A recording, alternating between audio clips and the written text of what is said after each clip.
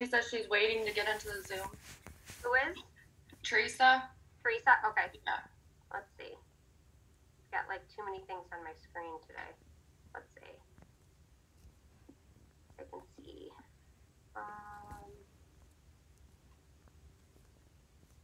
I don't see her. She said, does she see me in the queue? Tell her I'm having technical difficulties. No, she's not in the meeting. Tell her she's not in the queue to log out and go back in.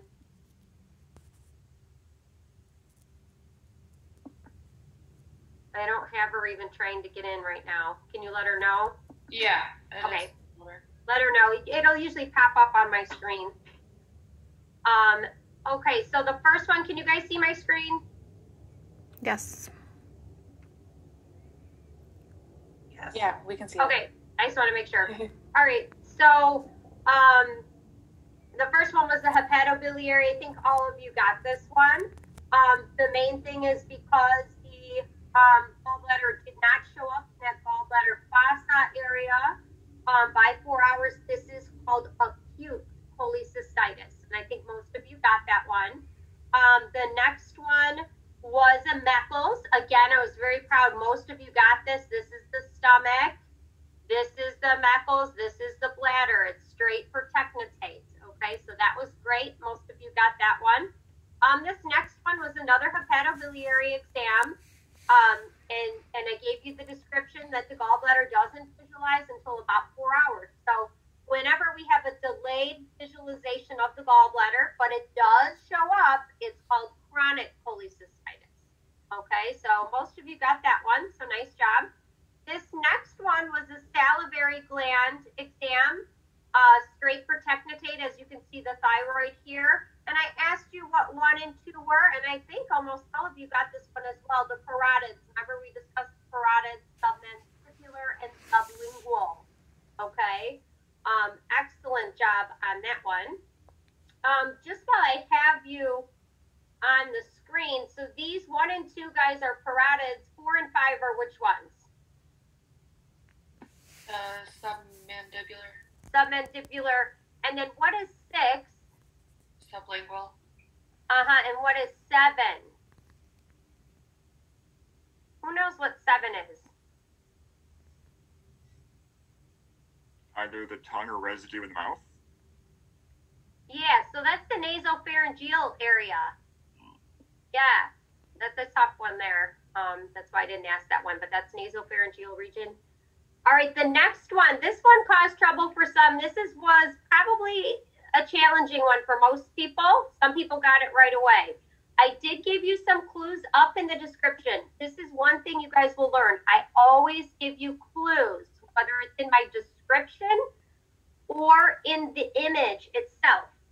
The first clue was when you read this one, after looking at the adult patients, I often don't mention adult.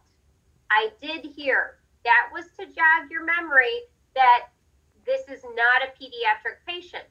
There was only one exam that we talked about that we had to be careful. If it was a pediatric exam, we would not put that abdominal binder to increase the pressure. That big, basically, just like a blood pressure cuff. So that was a clue here, okay? The second clue was that even if you didn't know, like, what the heck is this? If you were struggling with this one, you should eventually come to the conclusion, whatever it is, it's positioned at the very bottom field of view. So the test itself is a gastroesophageal reflux study, okay? And even if you didn't know that offhand, you could have made a list of the exams, the GI exams that we went through, and by critical thinking and deduction, you could have arrived that this is a gastroesophageal reflux. Even if you thought it was a gastric empty, you would have said, well, why would the activity all be at bottom of the stream? Remember, we usually position center field of view, whatever we're looking at. So had it been a gastric empty, we probably would see intestinal activity, and we would have a position where the stomach would be more central field of view.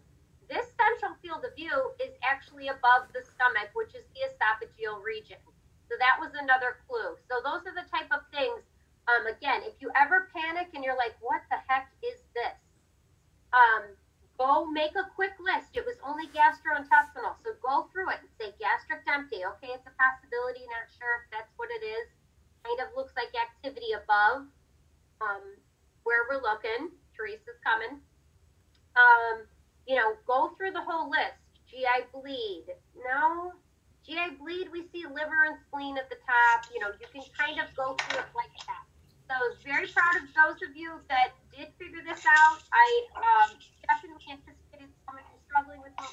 It's a little challenging. I can't just give you ones that easy peasy. It's a little challenging. It required a little critical thinking, remembering to put the HCl addition in there, and mixing it with the orange juice, all of that. So that was that one.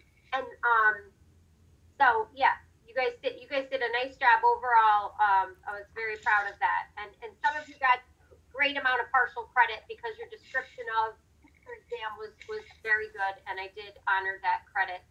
All right, next one. So this patient was injected with technetium labeled red blood cells. So right there, right out of the gate, you guys should have said, okay, well, we only discussed 2 exams in GI that would be red blood cells. The first is a GI bleed, and the second is the hemangioma, the liver spect. Okay? So of those 2, I'm going to go with GI bleed because I see something here and here. And this isn't a SPECT. We would obviously need a SPECT for hemangioma. And then I asked you, what's the name of the exam? So this was a GI bleed. This is the bladder activity. This is the liver. This is the spleen. And then those are the abnormalities that we see. Some of you gave me great descriptions, like although this isn't in skinny, we would be able to see it move if it was. I mean, fabulous insight. And then obviously it's abnormal. There's areas outside of where we would normally see a GI bleed. And although we can't say for sure we see movement, because this is just a single image, you can deduct that or assume that that's a positive because there is that activity there. And then the third question was, if the radiologist is questioning the radiopharmaceutical tagging, what specifically the presence of free protectinates. So what views could we take? So we're talking about a technetium-labeled red blood cell scan. We've done it either in vitro or in vivo, and now the radiologist is going, I wonder if there's a lot of, free tech on this, like it was a poor tag. Well, the best way to look for free protectinate is go ahead and take an anterior view of the thyroid area, the neck area. Because we all know free protectinate, straight technetium goes to the thyroid, salivary, stomach, all of that. It might be kind of difficult if we get some stomach activity to determine if that's stomach or bleeding, but certainly the neck would be the view, and that's what I was looking for there. So some of you got that. I was very proud of that. Okay, this one. Patient comes in with an order stating liver spleen scan, evaluate for hemangioma. Tell me about the exam you'll perform. This was the one I warned you about several times. We don't do liver spleens for hemangiomas. This is the case that a physician just isn't sure of the name of the scan. The physician has a patient that has a possible hemangioma.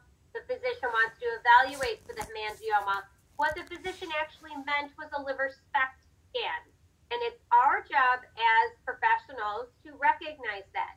The same thing happens when a physician orders like a 3-phase or a bone scan. Bone scan, rule out osteomyelitis, left great toe. The physician didn't know that it's called a 3-phase bone scan. That's our business. Physicians like, I need a nuclear bone scan. And sometimes they have 100 choices and they pick the wrong one. They are not as familiar. All of them aren't as familiar with our exams. So we are definitely part of the gatekeeping process to do our diligence and go, okay, this patient's coming in from angioma. They've ordered liver spleen. I should not inject them with the sulfur colloid I have ordered because the sulfur colloid has to do with the RES system, phagocytosis, the size and shape of the liver and spleen, all of that. That's not going to help us with a collection of blood vessels, specifically looking for hemangioma. That would be a liver SPECT, and that would be a tagged red blood cell scan. So that's what I wanted you to come away from this one. So some of you went ahead with the liver spleen scan, but you shouldn't have. You should have said, wait a minute, we don't do liver spleen for hemangioma. That's the liver SPECT. This happens in the real world. It's not common, but it does happen. I've had this happen probably a handful of times, probably more than 5 times in my career. You had to say, nope, I ordered the sulfur colloid. This is clearly not what the physician's looking for. Get a new order written properly, or the radiologist might say, yes, use red blood cells. Go ahead. It is looking at the liver spleen area, but it's not a liver spleen scan with technetium colloid. Okay? So that's what I was looking for. I wanted to make sure that you included, you would absolutely need a SPECT. Livers are great things to SPECT. We might SPECT a liver spleen scan, that's true, but for hemangioma and a liver is a liver SPECT. It's always included for that, to get that resolution and detail that they're looking for, okay? So that was kind of a critical thinking one as well. This one, most of you got, this is a standard gastric empty. The only thing I can say is, you should have said that it was a solid gastric empty, okay? Because you can see there's clues here. This is a baseline. This is a 1 hour, 2 hour, 3 hour. So usually a liquid is not gone on for quite that time. So it should have been a solid gastric empty, describing eggs or oatmeal. Method of localization is compartmental. Did I ask you for method of localization in the one above? Yeah. So the liver SPECT for hemangioma is also compartmental. So anytime it's blood within the compartment, it's a fluid being imaged within a compartment, that being blood vessels. This one, the same thing. This is imaging the contents of the stomach within the gastrointestinal system. That's called compartmental localization. The method of administration, some of you said ingestion. The typical term would be oral administration. So is it IV, oral, intrathecal, infusion, whatever, installation, there's different ones, but this one should be oral. That's a proper term. If you put ingestion, I didn't mark it wrong, but I did make some notes on your test for you to see at a later date. That's the main one that I put. Okay. So nice job on that. And then you could say it's abnormal. So the findings for the radiologist report, what I wanted you to say, not necessarily, they're going to have surgery or they're going to have medicine. In the radiologist report, that's going to be up to the doctor. In the radiologist report, they're going to say abnormal study due to delayed gastric emptying, visually seen and quantified, and they give the actual number. So something like that.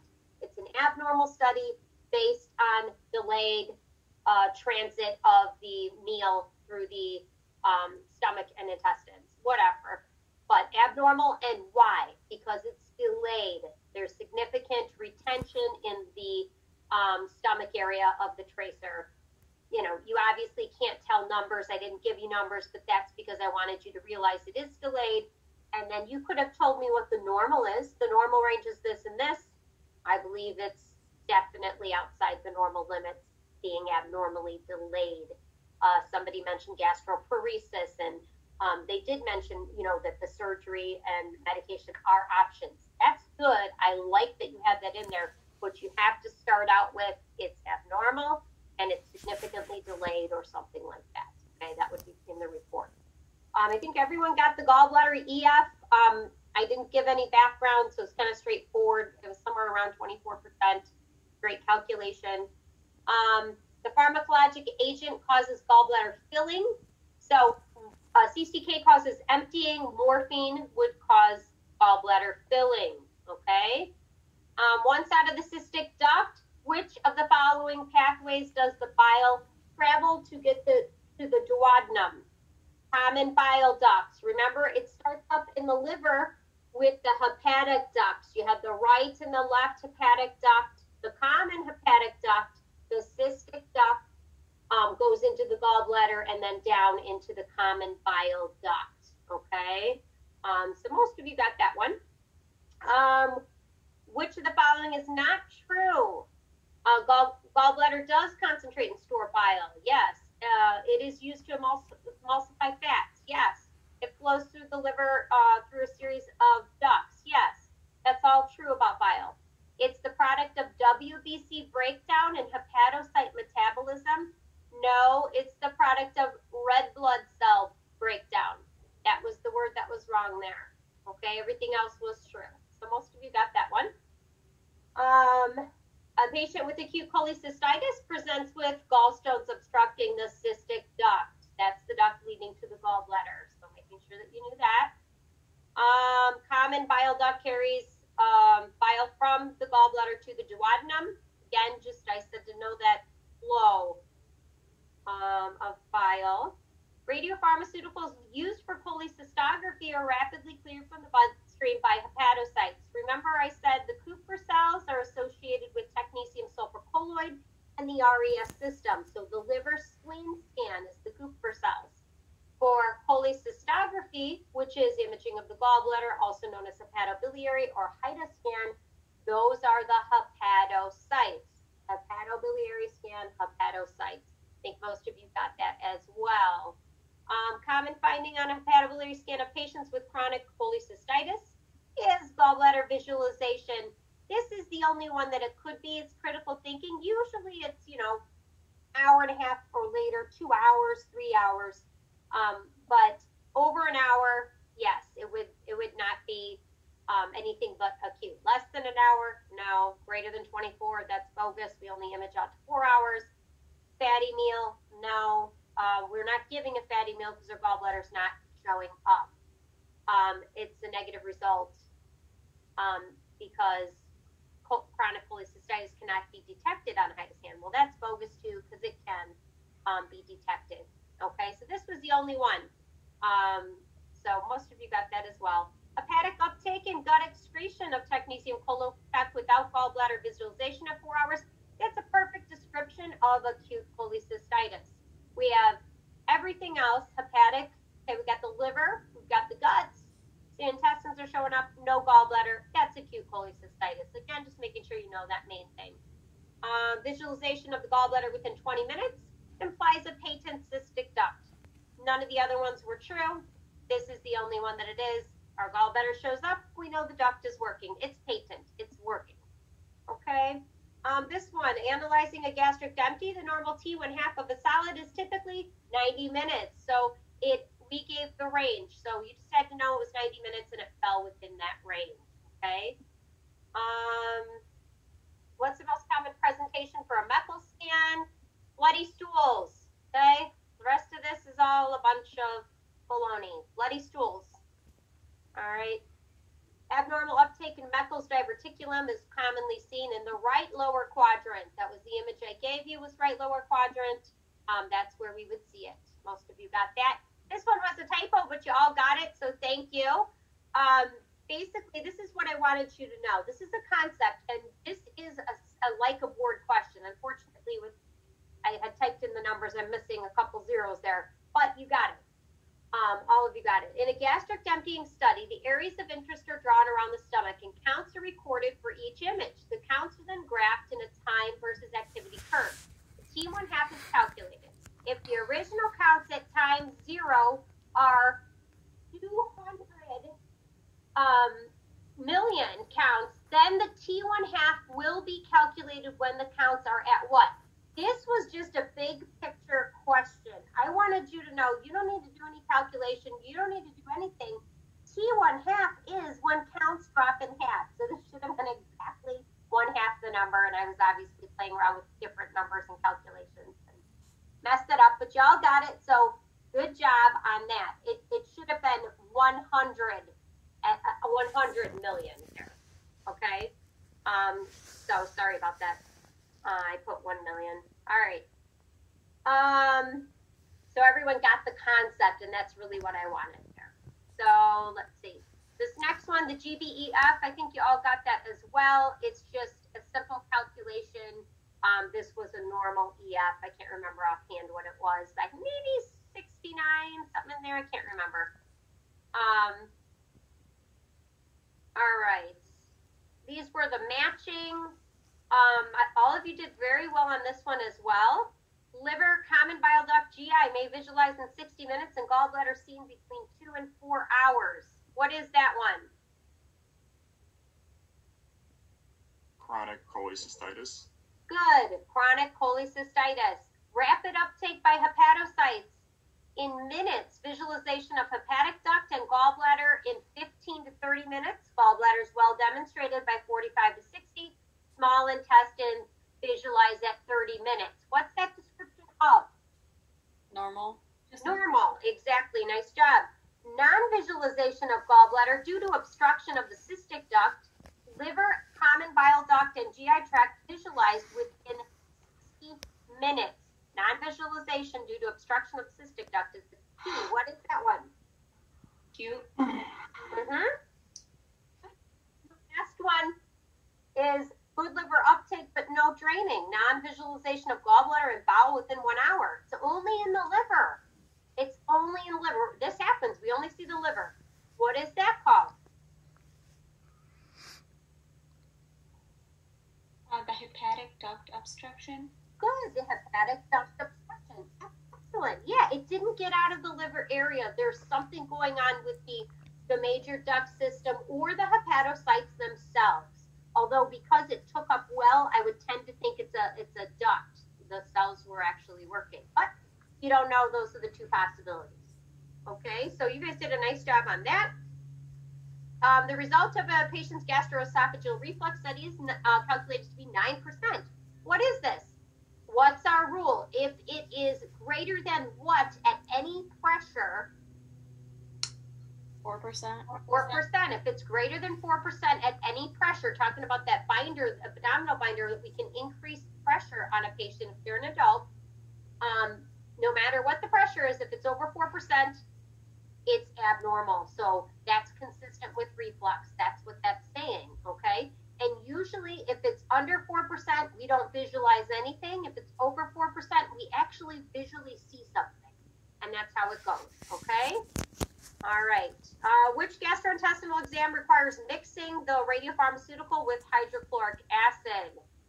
That was to make sure you knew. It's that binder study we were just talking about, gastroesophageal reflux. Put the orange juice in with the sulfur colloid and add 150 mLs of that HCl. Which of the following can be used for a GI blood scan? Typo. Mark all that apply. Okay, so you should have picked both sulfur colloid and red blood cells. Sulfur colloid, obviously, they have to be actively bleeding. This one is preferred because it's intermittent for active bleeding. Okay, so both those should have been marked. I think you guys got those. All right, this one, some of you missed this one. A patient is having a hepatobiliary scan to rule out a bile leak. Which of the following are patient preparation requirements for this exam? Mark all that apply. We talked about this. Remember I said beware. This kind of reminds me of the hemangioma. Beware. You will be called in at 2 in the morning for a hepatobiliary scan, but it's for a bile leak. They might not even tell you that. Oh, we got a stat hepato. Okay, we got a stat hepato scan. But the first thing you want to say is, does the patient have their gallbladder? This patient, it's a hepatobiliary scan. They just had, or they've had, a cholecystectomy. They've had their gallbladder removed, and it's after surgery. They're probably having a lot of pain after surgery, more than usual. And now the surgeons are trying to make sure there's no bile leak occurring. This is an emergency exam, and we don't care if they've eaten. We don't care if they're on morphine. We don't care if they've had Dilaudid, because that's all out the window. That we only care about those things if they have their gallbladder, and we're trying to determine if their gallbladder is working. In this case, there is no gallbladder there. They've had surgery to remove it, and now we're looking for a leak, and this is an emergency study. Again, doesn't matter. So none of these answers apply. We don't care about any of this. So that's a big warning, because I've had it happen. Nurse calls me, 1, 2 in the morning, got a hepato for you. You don't automatically think bile leak. Sometimes I'd start getting ready, and I'd say, okay, and make sure they're MPO. Don't give them any morphine. And then I call back and I say, hey, by any chance, is this a BioLeak patient? Did they just have a cholecystectomy? Yeah. Oh, okay, forget the no morphine. Give them morphine. They're in extreme pain. Give them morphine. And forget what I said. There's no restrictions. I'm coming in. Okay, so that's a really important one for clinical, to know clinically. GA bleed. Technetium RBC GA bleed exam is performed for 60 minutes. If the bleed is not detected, the exam is complete. No, that's not true. Remember what we talked about? We can image out to 24 hours. If we don't see anything, yeah, that imaging session's done. But it's usually intermittent bleeding, and the nurse or doctor can call you back anytime to do a follow-up image out to 24 hours without having to retag the blood. Remember we talked about just put, it's the easiest one. I never minded that. If I tagged them during the day or in the afternoon before I left and we found nothing, fine. I go home, they call me in, no big deal. Leave them on their cart, slide them under the camera, easy peasy, make some good money. I didn't even have to tag their blood. Take an image, sometimes just one image. All right, GA bleed is one of the exams with the patient's blood can be retagged with an additional technetium at 12 to 24 hours if the patient starts bleeding. False. That's what I just described. We don't ever retag their blood. We don't give them anything else that's already in their system. Because we use the red blood cells, we can image out to 24 hours. And then remember, I warned you, even if it's been like 28 hours, 30 hours, always take, if they want a repeat study, always take an image prior to starting and show the radiologist, because some patients, there's a lot of activity to the left and it can interfere. Okay, so you got to be real careful with that one. All right, this one, there was a little typo down here on the last one, but it was irrelevant. You should have already gotten to the answer on this one by the time you got to the 90 minutes. According to the data provided below, the approximate gastric emptying time for T1/2 for the solid is within normal limits. So you could draw this out. You could do time in minutes, percent remaining, and draw a little chart.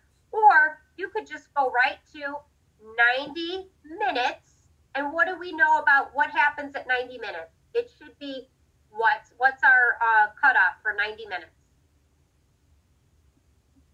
50%. 50%, right. So 50% or more should be empty. Now this is giving you percent remaining. So this should have been, okay, so we've got 25% remaining. Wonderful. That means how much is empty? If 25% is left in the stomach, how much is been emptied by 90 minutes? Huh? 75. 75, that's right. 75% is empty.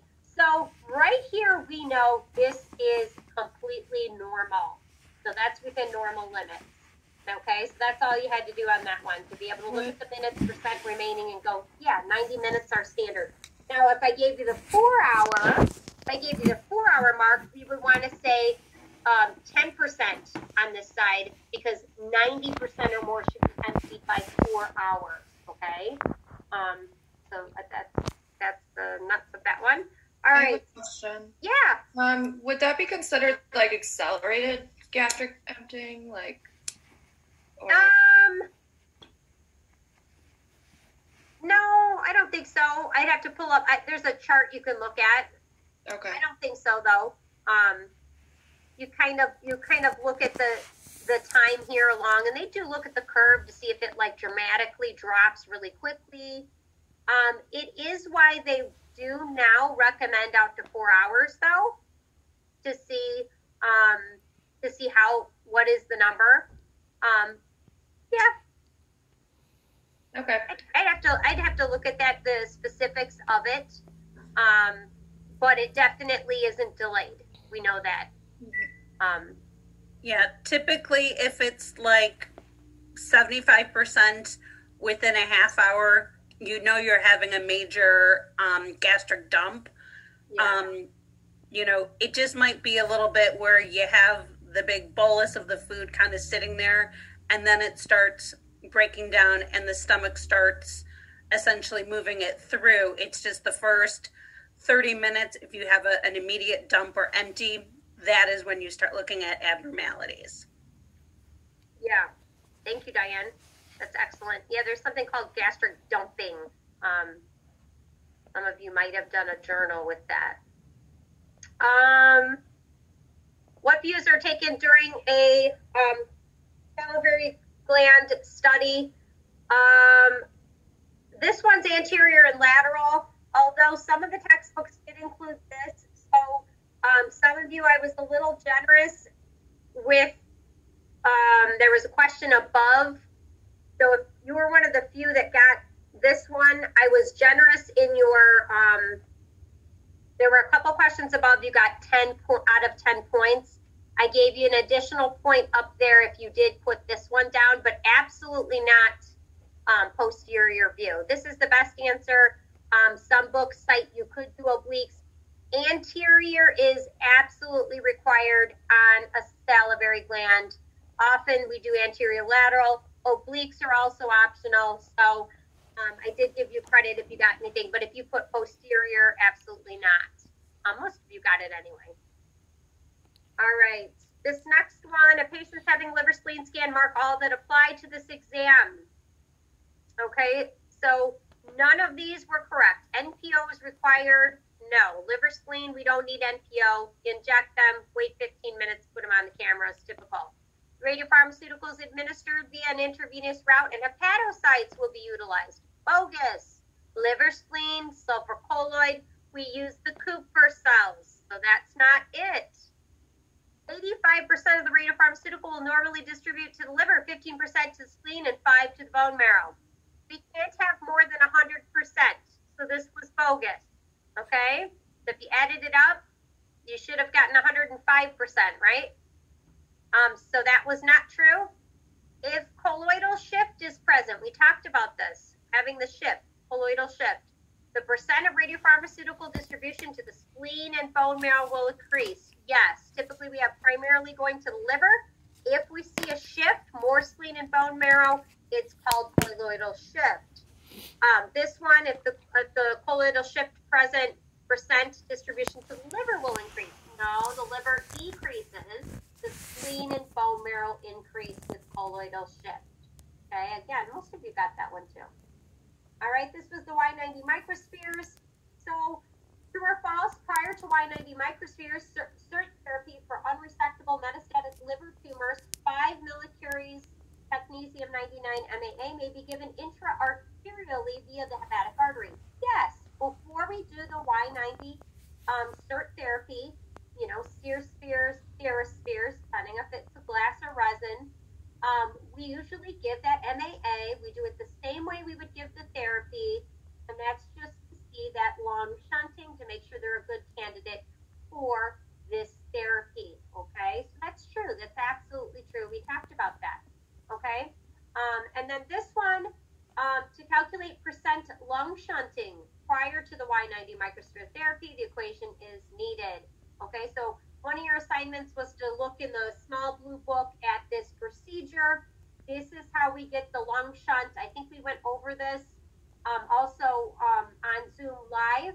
The bottom line is, if you want to see the percent lung shunt, where would the lung counts be in regards to the calculation? Instead of the liver counts, the lung counts would be on the top. Excellent job, Ezra. So this would be the lung counts on the top. That's how we get the percent lung shunt, would be the lung counts divided by the liver plus the lung. This part was correct, times 100. The only part that was off is the liver. We did it this way, it would be percent going to the liver, and that would be okay, but we'd have to subtract that from 100 and get the lung. I'm asking for lung here, so this isn't true. This should have been lung on top. But it's a basic concept with gallbladder, all of that, you'll kind of get it. You know, you did it kind of also with the lung quant studies. You want the right one, right lung divided by the right and left, the right's on top. That's how we get the percent to the right. So it's kind of naturally, mathematically makes sense, okay?